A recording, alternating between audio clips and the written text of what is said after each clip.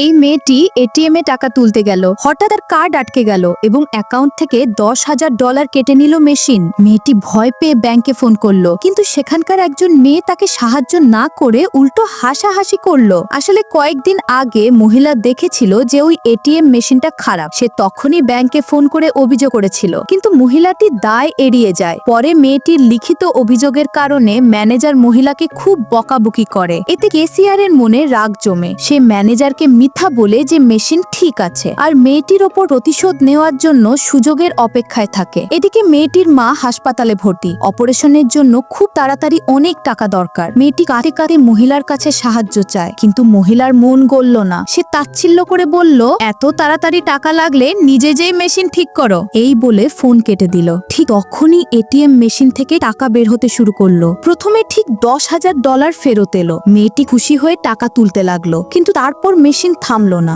একের পর এক নোট বেরিয়ে আসতে লাগলো। এত টাকা যে চারপাশে উঠতে শুরু করলো।